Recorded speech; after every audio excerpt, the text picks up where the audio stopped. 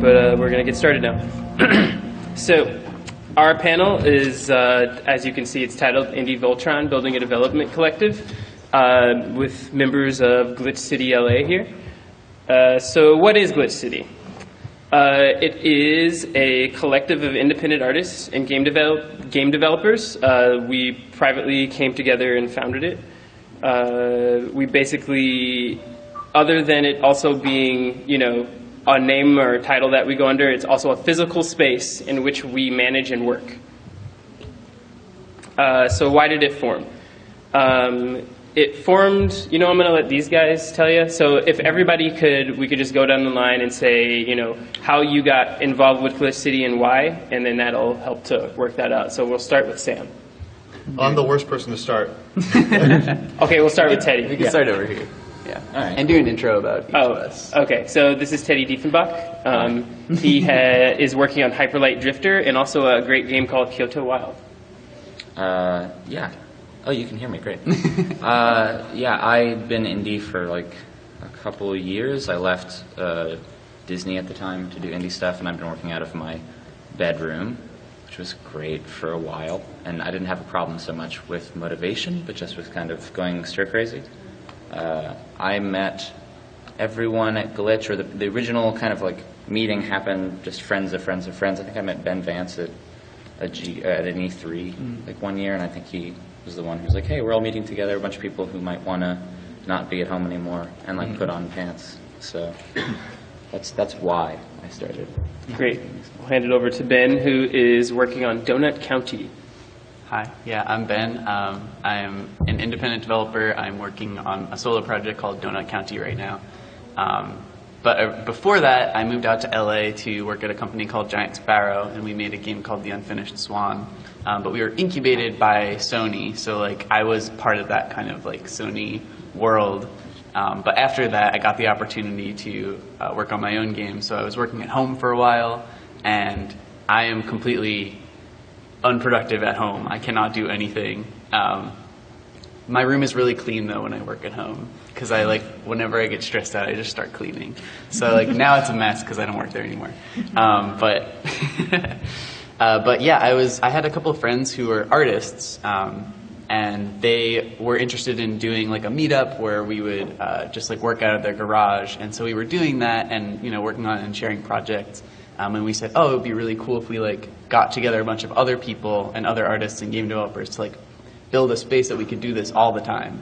And so that was kind of the genesis of the idea. And then we started reaching out to people. We built a network, and then we all met up and went for it. So next is Asher Vollmer. Asher made this game called Threes and is now working on Close Castles. So yeah, I was just out of college right around the time that Glitch City started, and I knew that having a space to work was important. So it just sort of magically worked out, perfect timing, that like, hey, now that I'm going from college, I can just hop into Glitch City and work there. Though I'm a little crazy, because I need to work from like 1,000 different locations in a single day. So I'll jump from coffee shop to coffee shop, and then eventually end up at Glitch, like twice a week or something like that. So I'm a little less there all the time, but it's like very important to me as like a Los Angeles indie developer. And I'm really happy to do this. And then, who was first but not last, Sam Farmer, who's working on Last Life. Hey guys. So the reason I didn't want to go first is because I feel like I was one of the later people to join Glitch. I joined about a year ago, and so I wasn't as much part of the formation of Glitch, but I kind of represent like what Glitch attracted after it became this hub. Ben invited me. I didn't really have a project at the time to work on, but I knew that I wanted to go indie. I was currently working for the BBC and hating it. So I really wanted to do my own independent thing, but I didn't really have the support network, basically, to carry a project through to completion that I would be really satisfied with. So I started working at Glitch. Around the same time, I had this big idea for a game that would become Last Life. And Glitch is like a big part of why Last Life even exists and why the Kickstarter was successful, in my opinion. Just having them to ask questions to and get their take on stuff was really helpful. And actually, just like hearing all of your guys' responses, it was interesting because I thought like we really care a lot about how we make what we make, like to an obsessive degree. And Glitch City is a great space because it allows us to, like when we work on the space, we're also working on developing our own like processes and learning from each other.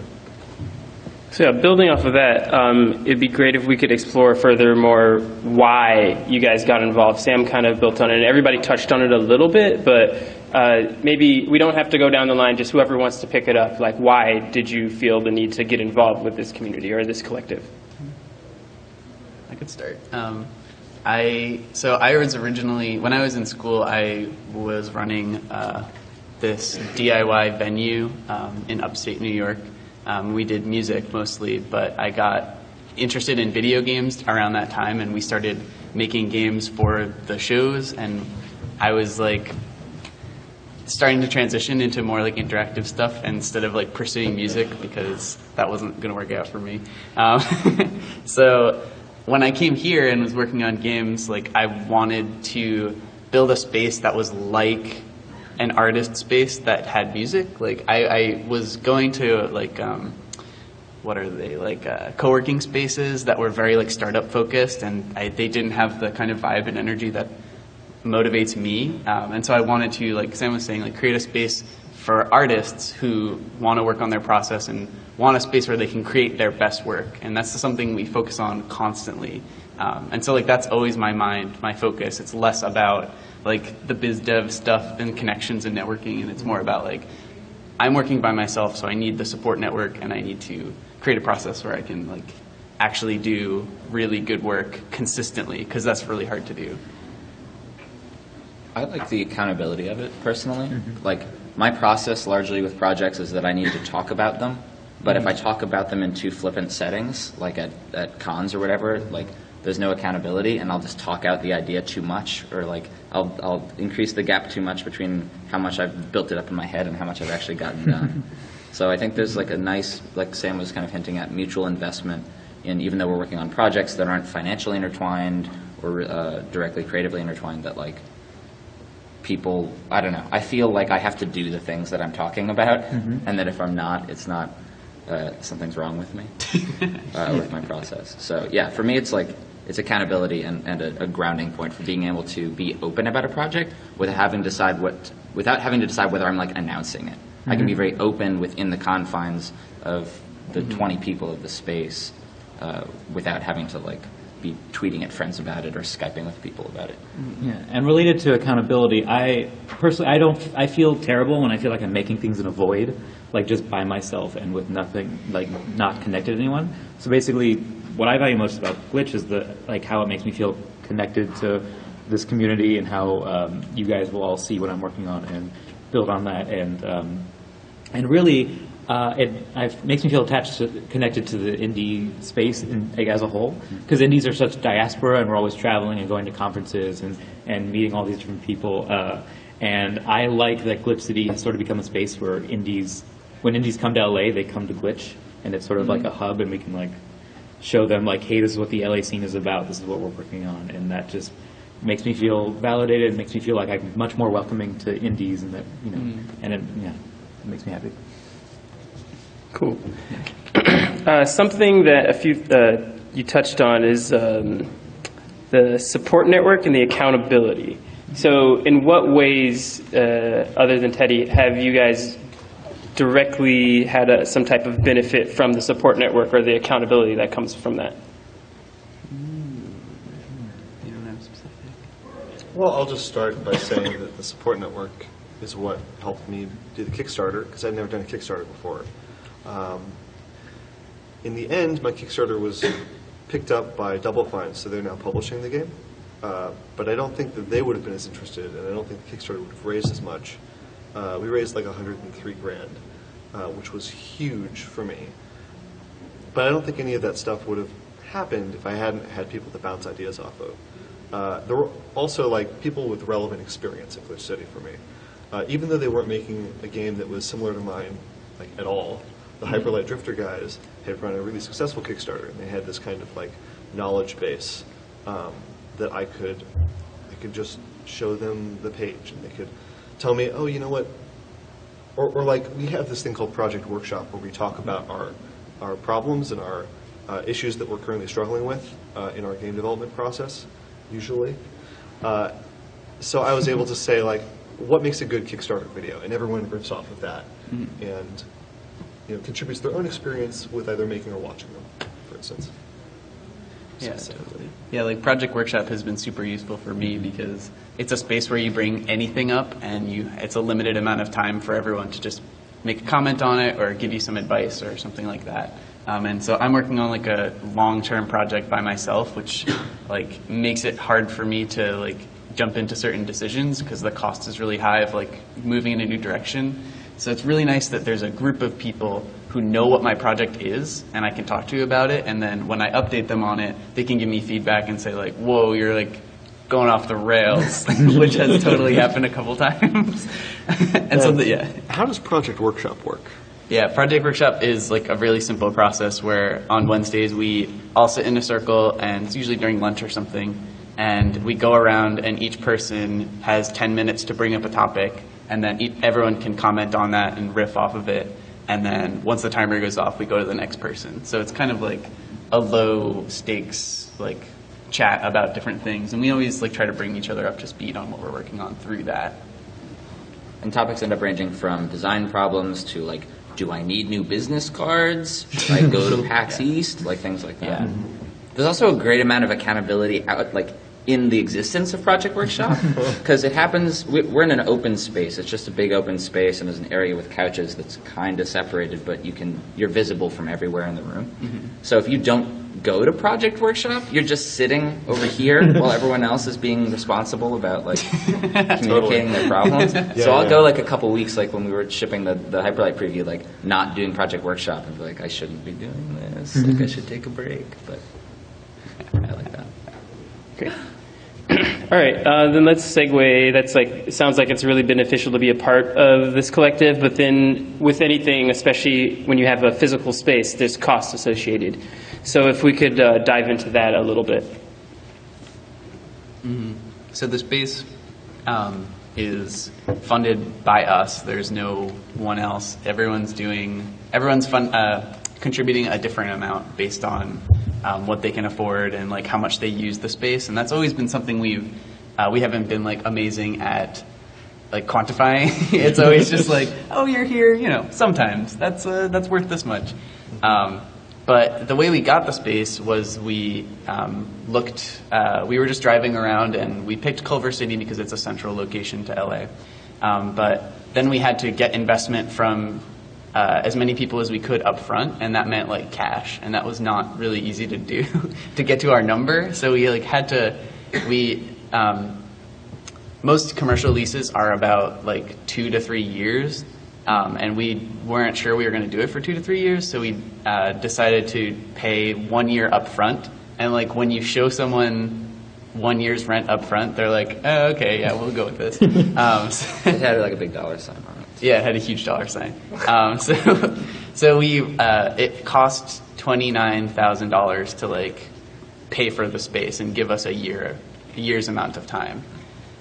So that was like on the money front. I don't know if anyone else wants to comment on the financials. How was that broken down? That's a pretty big number. So how was that made manageable? Well, we had I'm trying to remember, like 8 people or 9 people investing up front, and that was all different amounts. And that broke down to, it was the rent and the security deposit and a couple of other like utilities related stuff. And so, yeah, it was very open and flat, and we just had a Google Doc, and we were trying to figure out like, how do we reach this number? And so we had the formula, and we were just like adding and subtracting numbers to it from different people until it made sense. It felt like budgeting a game. There was like fixed costs, and there were like monthly costs. Yeah. We tried to cut stuff. Like, we don't need anyone to clean it for us. Yeah, we cut that. So now we have cleaning days. It's not that we don't not clean. Oh yeah, right? we have cleaning days where we clean it ourselves. Cool. So we've talked about the finances. So what additional costs? So like maybe non-financial, maybe costs of your time, energy, other things like that that you guys could speak on. I'm sure everybody has something that they could speak on this. So. Yeah, it's like I think a really important thing to point out is that because we have a space, there's like an ecosystem and then a culture associated with it. So when you go in, you get a certain feeling, and that means like feeling safe, obviously, at first, but then also like feeling safe talking about ideas and making sure no one's going to talk about something that's sensitive and making sure we're on the same page. And that actually takes a lot of effort, like almost every day, to make sure you're like being like supporting that and not letting it become a toxic space. Because like it could easily happen, and then people would not come anymore. Like I think if I was not comfortable, I wouldn't go anymore. And so that takes a lot of like communicating with people, and it's not something we've mastered yet. Like it takes constant like meetings and like communication with each other to even figure out how to communicate with one another. I feel like, okay, like when I started coming to this space, I wanted to make friends with everybody. So. I wanted to like give back to the space, even if it wasn't just monetary. Just like, here's a board game that I know you guys like. I happen to have a copy of it here. Have this thing. I'm donating it. So we kind of donate a lot of our time as well as the dues that we pay. And that time is like, I realize that hasn't gone away. I'm still like, it's like we're all just giving and giving, and that's what's kind of creating, like rising us all up. What are some like specific things you've spent time on, like to support the space? Can you think of anything? So I sit right next to the door, which is the front entrance, and that makes me kind of like the gatekeeper, because we don't have a secretary or anything. But that means like no matter what I'm working on, stopping when someone enters and recognizing, like, do I know this person? Is this person a solicitor? If they are a solicitor, being friendly and until at a certain point. Sam's ruthless. Sam will just kick him out like instantly. I've gotten better. But yeah, it's developing a different skill than I would need for game development, right? It's like...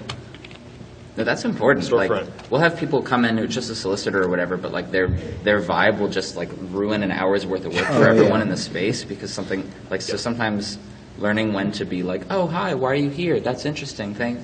This is who we are. And then other times just being like, no thanks. Thanks for coming in. Thank you. Right. Thank you. It's hard to do. Like we don't have a lobby. We don't have a.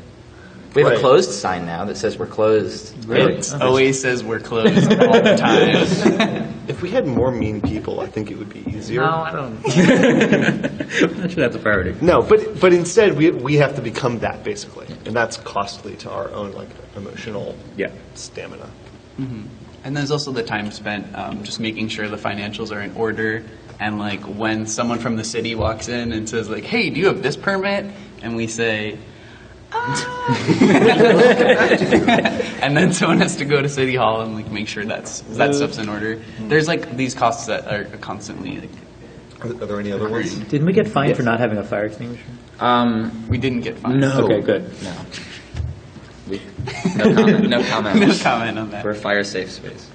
So would Asher or Teddy like to speak to any specific instances where time that you guys have to, or any kind of effort that you have to? I'll open up like the big one, which is membership.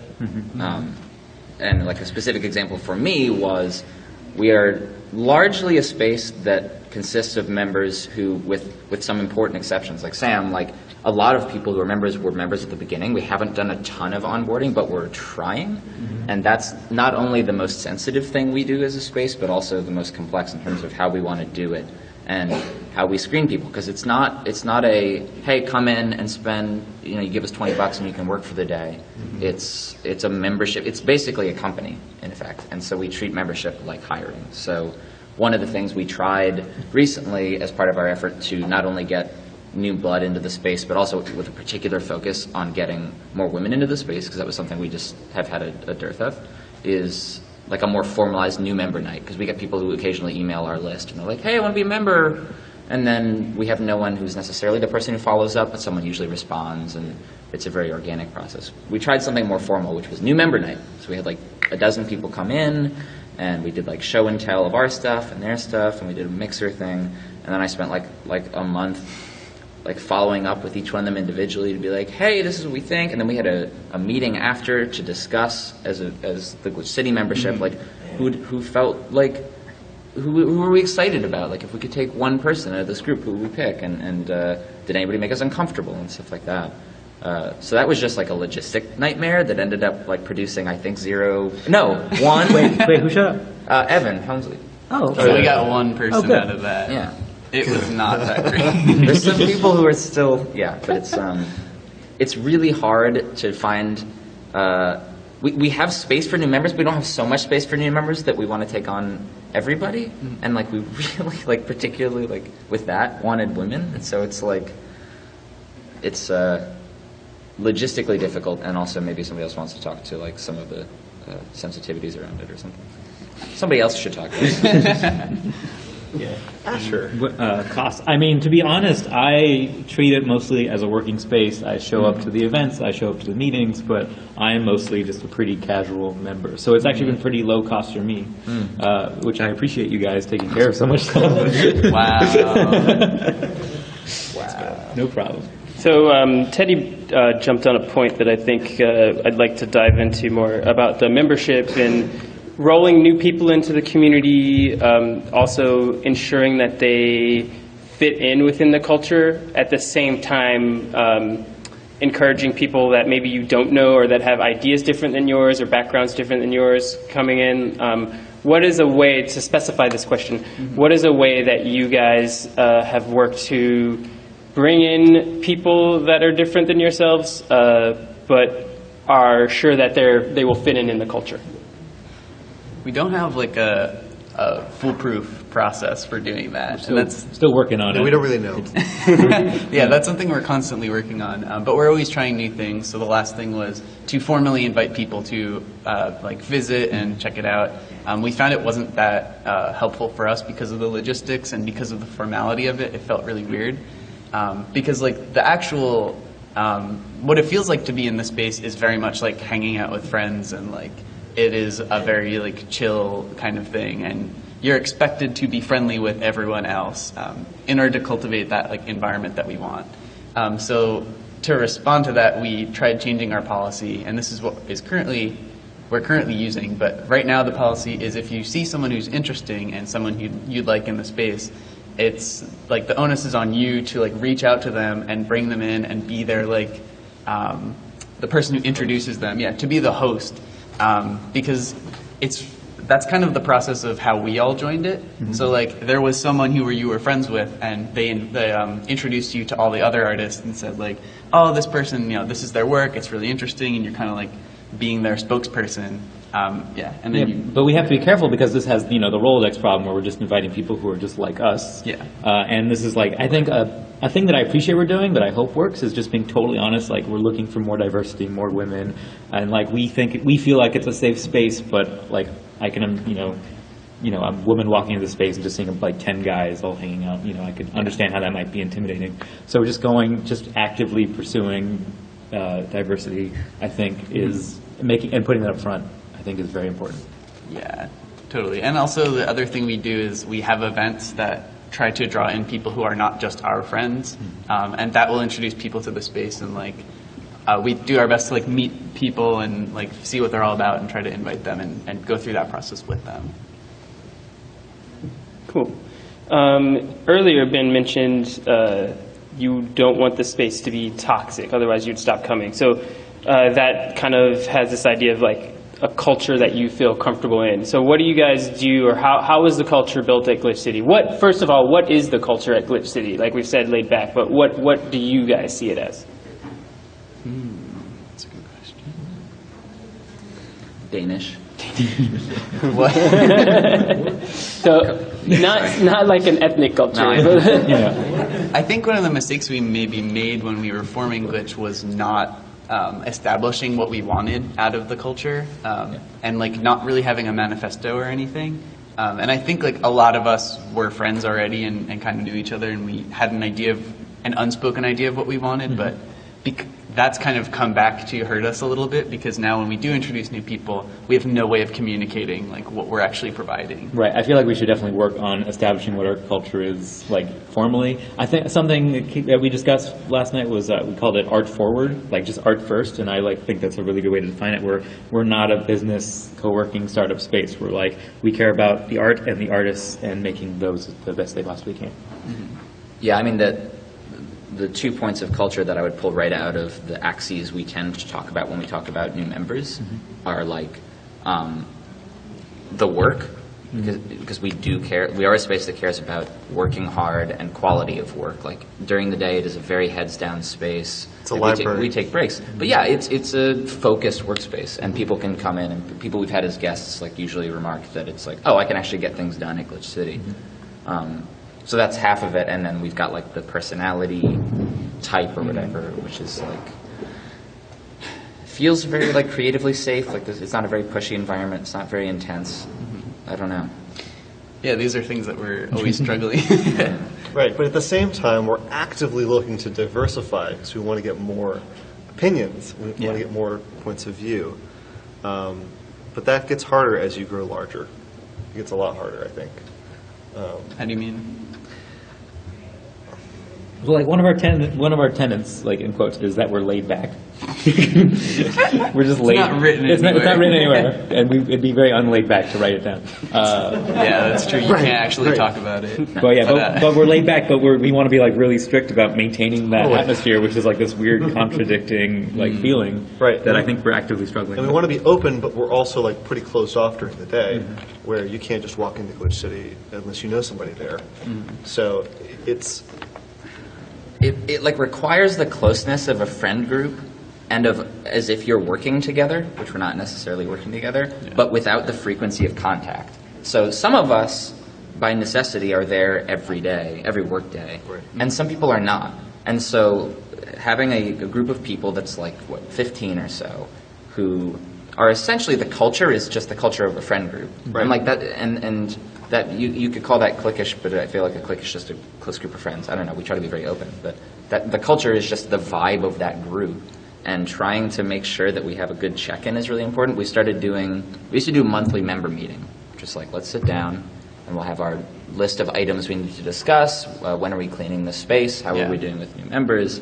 Are we throwing any events coming up? And it was terrible. It was just like the only time we came together as a larger group, and some people who aren't there on a regular basis, the only time I'd see some of them is for this shitty meeting. it's the least artistic way to like discuss these issues. Very not laid back. Right. So we've changed it to a family dinner, which I don't know, wasn't my idea, but it's a really good idea. Yeah. Where we just kind of do a potluck, we sit down, and we started to distribute tasks a little bit more, so we don't necessarily hash out everything in the big meeting. We kind of break it into like subcommittees. Yeah, that's the thing we found to be the most successful, is to have one person take the point on any given project. So everything's like broken down into a project, and if you want to do anything in the space, if you want to change anything in the space, you start a project. And that's what we do at Family Dinner, is we say, okay, who wants to bring up a new project? And you pitch it, and then we get people to join the project, and then you start rolling out of there, because getting consensus on anything has been really difficult. Yeah. Partially, I think, because like everyone's expectations of the space and goals for the space are slightly different, and that's because we've never established that in the beginning. So I think like this kind of more like open, sprawling project structure actually works for us in particular really well. Right. There are a lot of different issues on the table. Not everybody cares about all of them the same. Exactly, yeah. So the subcommittee structure, I love calling it subcommittees. It helps organize us so that the most passionate people can duke it out, talk it out on their own time, and in a more private setting than is. The Family Dinner is not meant to be serious, really. It's supposed to be like something we can look forward to, because we don't all get a chance to hang out together. Yeah, that and Project Workshop are my two favorite formalized things that we do. Yep. Yeah. So we have the family dinner where people are coming together. We have you have to like kind of be the spearhead of your own committee if you want something changed. Are there any other ways in which that where you have several different types of artists and people from different backgrounds. Everybody may want things to be done a different way. Are there any other ways than those two that you're able to like come together and really solve issues or hash things out when problems arise? Nope, that covered it? Okay. Yeah, cool. All right. But we also have the thing on Fridays, which we should mention, not related, but it's another time when we all gather. Yeah. It's for show and tell. Yeah. Teddy, do you want to talk about show and tell? Yeah, show and tell's great. Show and tell's like It is. Good time. I We'll talk recommend about it. bad stuff in a bit, but yeah. It's a great fallback. It's the most public event we do at this point. We used to do weekly or bi-weekly game nights, and we started to feel like it was the biggest social event we had as a space, but we spent the least time with each other. It was feeling like too watered down. It was a mess. It was nice to open up, but it wasn't working. So show and tell is every Friday at 6 o'clock. Kanye comes on the speakers, and everybody puts their work down and shows. And it's not really feedback. It's meant to be kind of snappy to encourage lots of people to be in. But that's when we usually, if someone's thinking about like they're interested in the space, that's a great day. A lot of us end up falling back to like, come in on Friday afternoon. We'll go get a coffee. You can come to show and tell, show everybody what you're about. It's a much better way of like onboarding new people just to be friends and part of the community. Cool. All right.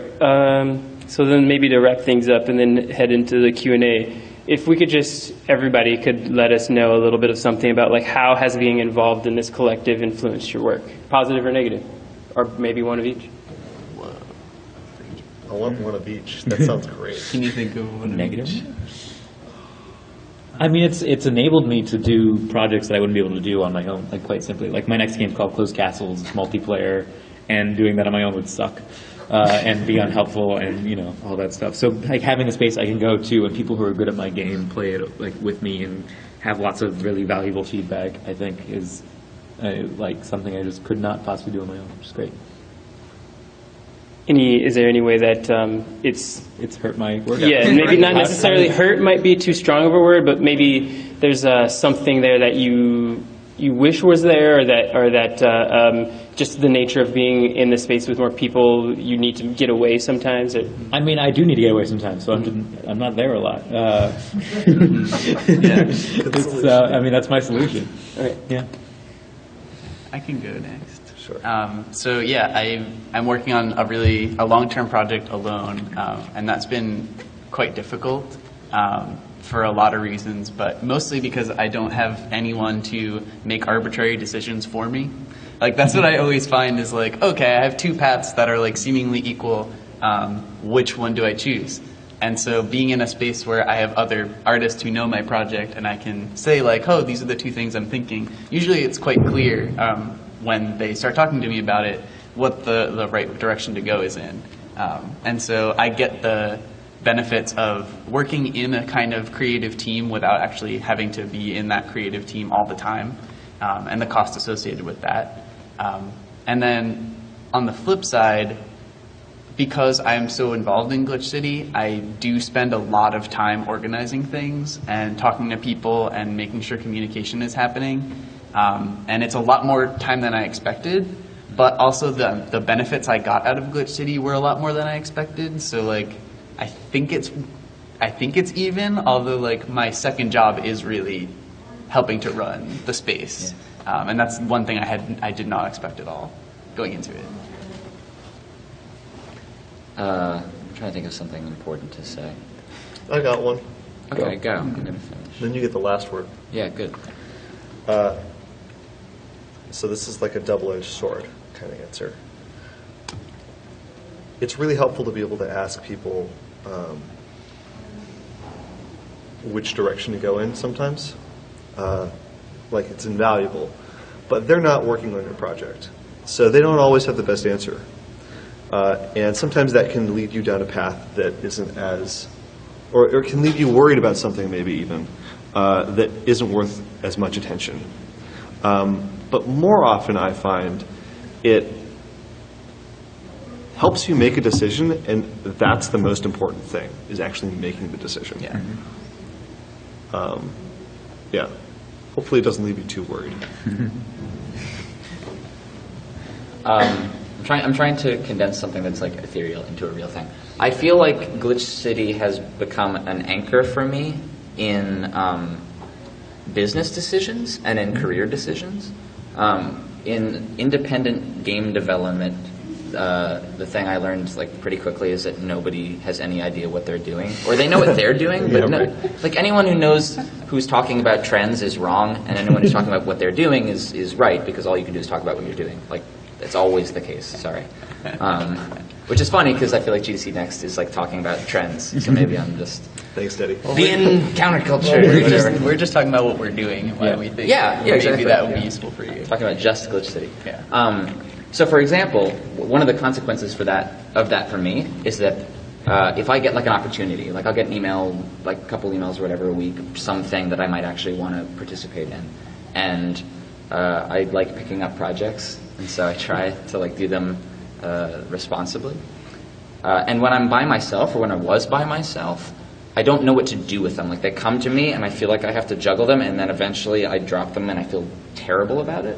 And so Glitch gives me a place to feel like I can deposit something and I can withdraw something. Like it's kind of this savings account. It's like if I get something that I don't have time for, I can just deal with, like my dealing with that item in my inbox is to send it to Glitch and be like, is anyone interested? And then if I need to pop it back out to do an introduction, I can. And I end up doing like, I don't know, 3 or 4 of those a week, and it feels really good and concluded.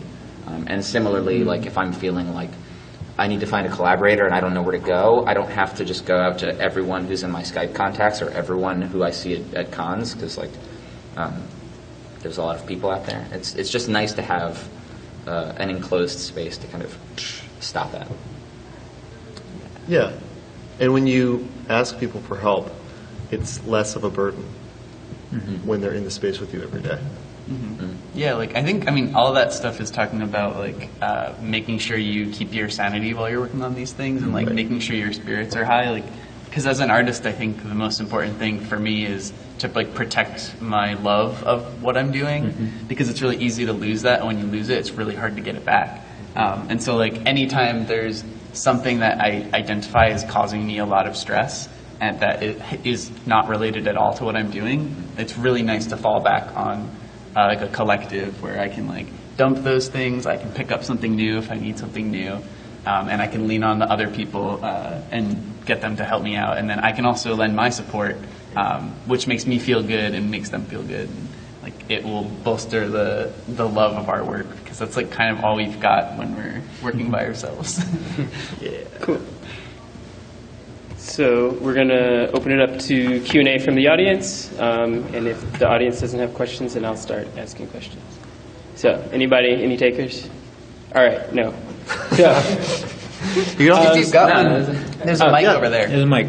Yeah. You'll use the mic. Yeah, go ahead and use the mic. Yeah, yell. Well, we have to repeat the question. Yeah, you're making me do extra work. That's fine. Alex. Wait. Test. Hey, okay. Cool. Alex from Alchemy Labs. I was also there for the Boston Indie Collective founding, so some questions about that stuff. Everybody pays dues, you mentioned. Have you talked about in your meetings about external funding sources and whether that would ruin the vibe for that? Like if no one actually had to pay dues, does that ruin kind of like the serious nature of people being committed to the space enough that the dues actually count as something other than the needs to fund the space? I have a first thought about that. Go for it. But it, Oh wait, should we repeat it? yeah, no, he's it was already. in the mic. Here's a mic. Okay, question. It's a half-finished thought. It's a half-baked thought, if you guys are cool with that. Dues do keep people really honest. And we have a lot of, like, how do I say? We have people that we really like that were once members that have gone on to do other things. But membership means so much to us that it's important that every member is really involved because it's actually a really big responsibility. So I don't know how you would deal with membership in that scenario, but you'd have to solve that problem, basically. And dues make sure that the people who are making the decisions are also the people that are putting stuff into the space. Yeah, and outside funding just sounds scary to me. Like, I think It's always scary. it's always like it's horrifying. Like, who are these people? Are they giving us money? Right. What do they want? But yeah, I think the dues are good and fair and, I don't know, sorry. Yeah, we haven't talked too much about outside funding, and I think that's because a lot of us are lucky enough to be able to afford to do something like this, and we have a critical mass of people to even be able to do that, and I don't think everyone has that opportunity in their city. So it's been cool to not have to think about that, because that's a lot of time and effort that we don't actually want to spend more time on the space to make that happen. Because, funding it ourselves has been pretty rewarding so far. It's like funding a game. It's like there's no such thing as free money. So we haven't needed money, so we haven't taken it. Yeah. If you do get outside funding, you got to isolate that and make sure that it doesn't affect anyone in the space. I don't know how. Cool. Alex. Well, you were next, so just go ahead. Go. You guys talked a lot about the kind of administrative dirty work that you guys didn't want to do. That's sort of inherently part of having a space in a real city with like real laws and things like that. Right. Yeah. And the cleaning and stuff that goes along with just being in a space. Have you guys ever thought about bringing someone on to help alleviate that? I know you said that like, oh, we don't have a secretary. Would it ever make sense for you guys to have someone either as like an employee or an intern to do those kind of things for you? So the question was, have we thought of bringing on an admin, someone to do the administrative day-to-day work? We have a running gag at Glitch City where whenever we come up with something like that none of us wants to do, we say that the intern should do it. We don't have any interns, but that really just means that somebody needs to take care of it. Right. I mean, at our current, we're in like I don't know how big the space is. It's not 1,000 square feet. It's 1,000 square feet. It's not big or unmanageable. Like, I feel like we all take care of it together. If we grew past a certain size, we were like, we need to increase Glitch City because we have too many artists. Then I feel like then at that point we would consider it. But at our current place, not really at all. Yeah, with the time and energy spent doing things that sometimes aren't fun, it automatically creates an understanding of what's going on. So even if we unloaded that, we'd still have to then suddenly be informed about what's going on. So there'd still be overhead. And just like with taking money, it's never reached the point where the benefit has like justified the management cost. Cool. Okay. So far. Rami? Hi.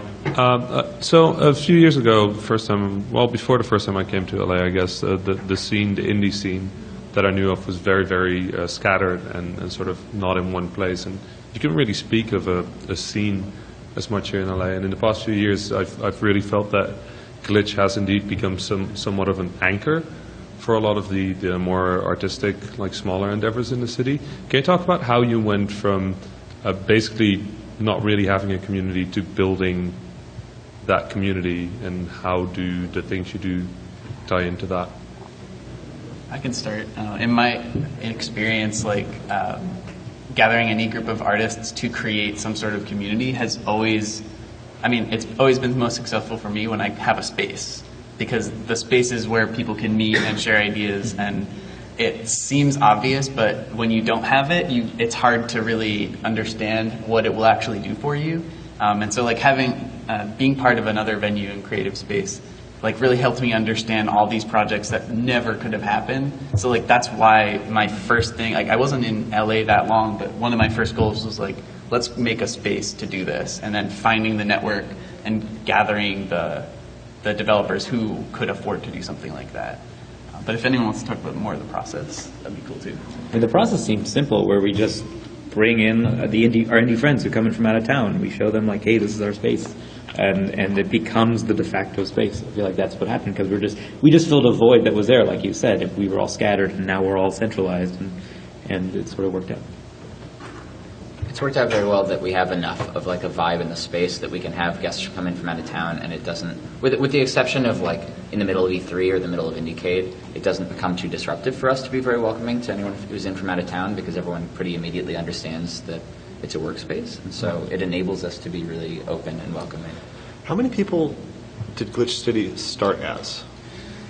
I think it was 9. 9? Yeah. How many are we at now? That's a good question. Over 10, probably 15, 16, not that many more. Over 10. Yeah, 15 sorry, 16. that's really so it's silly. under 20, over Under 10. 20, more than 9. Another reason why we're so careful with membership, right? There's no accountability for who's paid. We pay the rent up front. For the 2 years, we paid it up front right away. So there's never been all right, who's on the roster so we can get money from them. So we're not really keeping a mental tab of that all the time. Yeah, we're bad at it. Doesn't matter. How did you deal with the issue of one person needing to sign the lease? Oh, we got, the way we did that was we got 2 people to be really responsible adults, and both signed. And we were lucky enough to have our friend Alex, who's done a lot of like business stuff before, who really took the lead on doing a lot of that stuff. So it really took one person to say like, I'm doing this and I'm super invested and I'm going to be on the line. And the way we set it up business-wise was there's like someone has an LLC that it's registered under, and the LLC just exists to be to register that stuff for.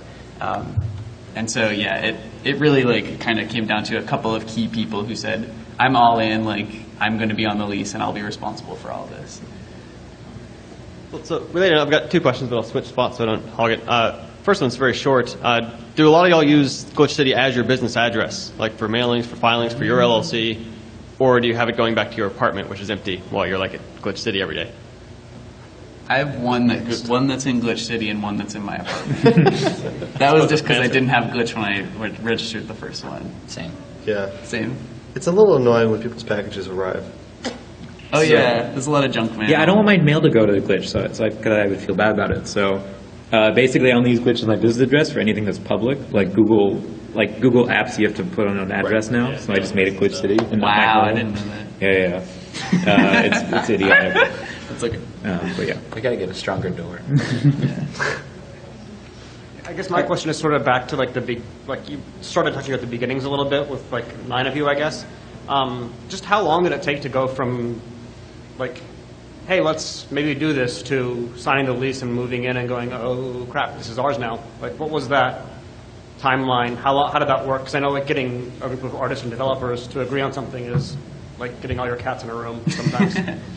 It was sort of like a fellowship thing. Like to me, there was, and you know a little bit more about the finding of the space, but the meetings I was a part of, there were like 2 meetings. There was everyone got together at someone's house. We sat around and did introductions, and everyone kind of went, maybe? And then we did a hangout like a week later or 2 weeks later where we had that financials doc, and everyone was like, okay, who's in? Whose name can we check as definitely I have this much money to give? And then pretty much right after that, I think, was it you and Alex that like just drove around? And Casey. So we we made sure to have the right number before we even started like really seriously talking about it. And then once we had that, we met, we gauged everyone's interest, and then the next week we all said, we're going to do it no matter what. And then it was really important for us to do it as soon as possible and have the space, because like once that number of people changes, like it gets more challenging, and like maybe the position of the space will get worse for some people, and like it happened within, I don't know, like 2 months or something that we said like, okay, now we found us viable space and we're going to go for it. So when you were telling the tale of the recruitment event that kind of flopped, kind of rang a bell. It sounds like a whole bunch of the organizational challenges you're dealing with. Were any of y'all in Greek life at any point? Like they sincerely. So I ran a couple of college game clubs, and I fortunately was also in a very straight-laced nerdy fraternity. But we borrowed a whole bunch of our structure and patterns off of like they've got forms for accountability. They've got sort of like elected officerships that are transient, so they don't last forever. It seems like there might be a lot of models to borrow there because they have the same challenge of like, but the culture is defined by the 15 people who hang out together. How do you deal with meeting new people and when? And so I thought there is patterns to possibly emulate or look into. I don't know. Interesting. More red solo cups or something. Yeah. Well, certainly there's things you don't want to emulate, but that's really interesting. I wasn't in Greek life. I feel like a few of us were in a cappella groups, which also have opera traditions, if you're looking for a collegiate connection. We don't have any roles formally. There are definitely, just like with some of the best indie teams I've been a part of, like similarly with the Hyperlight team, like I think we have roles on the website, but largely it's just when something comes up, everyone knows who to look at. And I think that's sort of where we've ended up with distributed responsibility at Glitch. It's like everybody knows, like, even though it's not fair to do that, like when the guy walked in a couple months ago, I was like, hey, where's your business license? And we were like, what? Like Alex was like, I'll take care of it. And then Alex emailed everyone and was like, hey, I went to City Hall. And we were like, thanks, Alex. It's unspoken. Great. So I think that is a little bit early, but I think that's fine. So thanks everybody for coming to our panel. I hope you enjoyed it. You can follow us on Twitter.